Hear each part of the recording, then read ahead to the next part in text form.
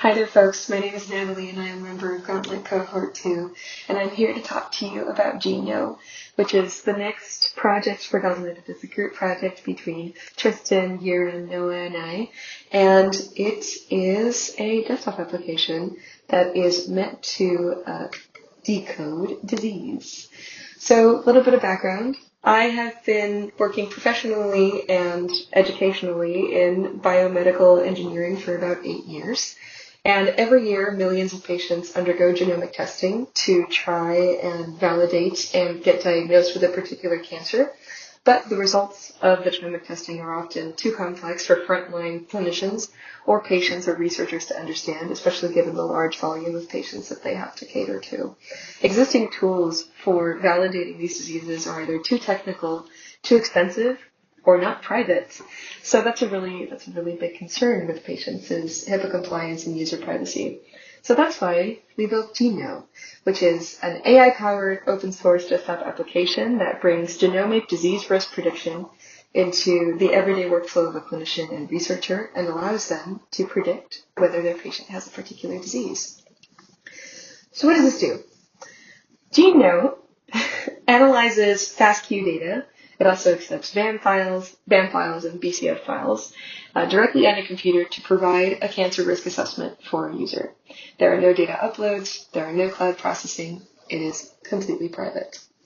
And it features a clean React-based interface with Tailwind CSS, but under the hood it's running a sort of sophisticated lane graph architecture that runs TensorFlow ML models and some natural language processing models and uses data from databases like the Cancer Genome Atlas and 1000 Genomics to compare a patient's data to existing large databases of genome data and qualify metrics.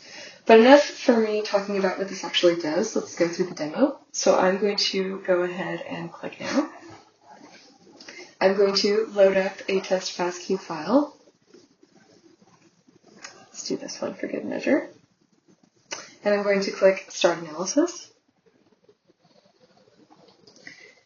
And if you saw how fast it was, we go straight to the analysis dashboard, which is a 1,000-foot view of what sort of cancers a particular patient might be most prone to.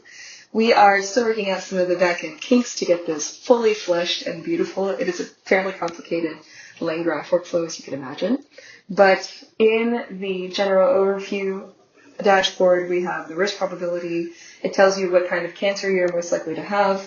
We are currently focusing on diagnosing the three most preeminent types of cancers in the TGCA database, which are colon cancer, breast cancer, and blood and bone marrow cancer. For breast cancer, that's important to us because I had to do some research years and years ago on triple-negative breast cancer, and it's a very serious disease subdivision that is very hard to diagnose. So if we can help that with our application, that would mean no help to me. But it shows you the risk for all the different kinds of cancers. We also include prostate cancer in here.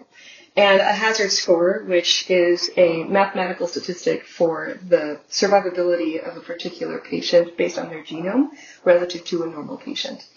At the end of this, we're going to have a huge page with all of the resources and scientific articles that we have used to generate our metrics. And there's lots of recent and well-backed ones that we have used for our metric pipeline.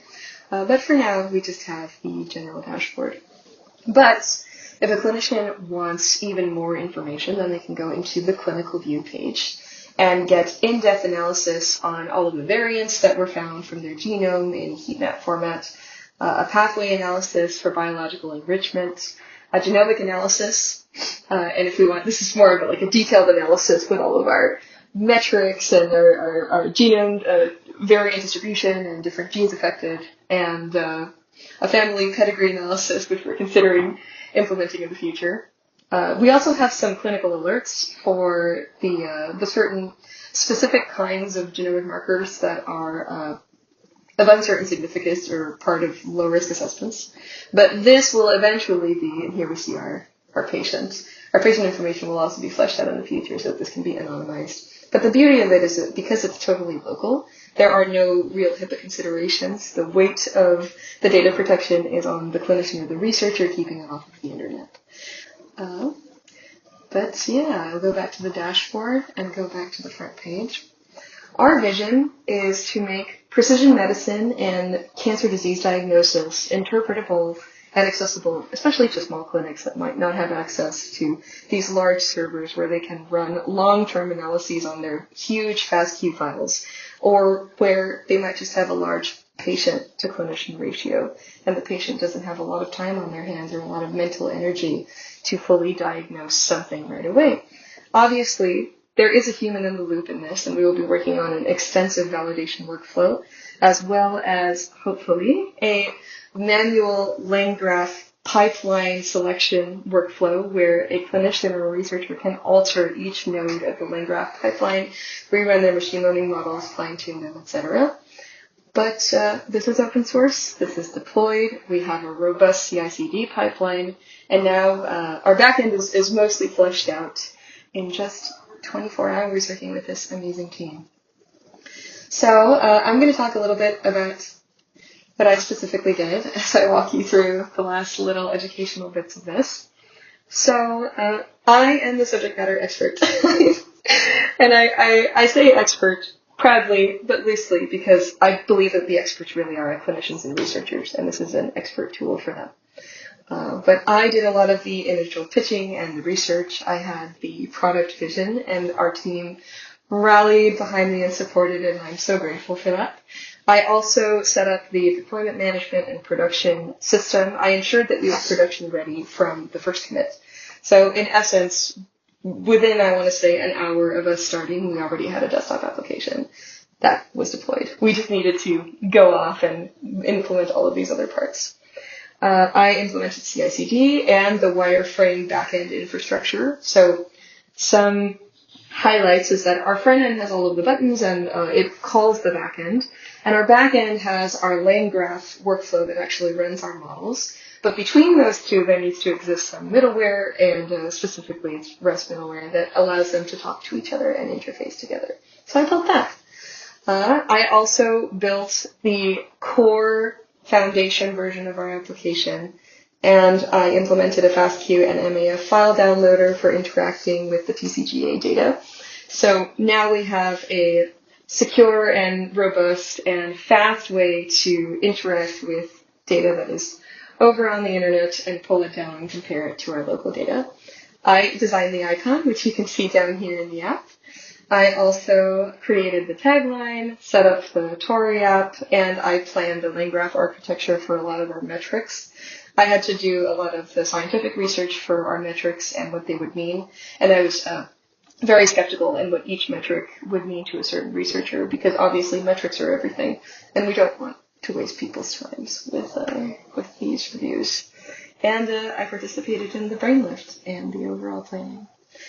As for the way that we separated out responsibilities, we were pretty keen on allowing people to work on what they wanted to work on. So essentially, we debated on who preferred front end, who preferred back end, who preferred model architecture, who preferred research, and for me, it was back end and deployment and research, but for other folks, it was front end development, it was back end development. So we had a really good way of separating into siloed features that we would then bring together beautifully, obviously. But I believe that there was also a lot of intercrossing and sprinkling of ideas between our team. I helped debug a bunch of people, and likewise, a bunch of people helped me debug. There was constant communication between the team members, which allowed it to flow completely, which is why you see that this test page actually works and actually calls a backend server to run our LangGraph. We also have some mock data, which was generated beautifully by our team member, Tristan. So there were lots of little things here and there that everyone contributed to make this great, but we had a really easy time siloing out the general idea after getting our foundation and after getting our general planning for the application. That's the gist of it. I hope you're excited to see the final version of GeneKnow, and that's it. Thank you.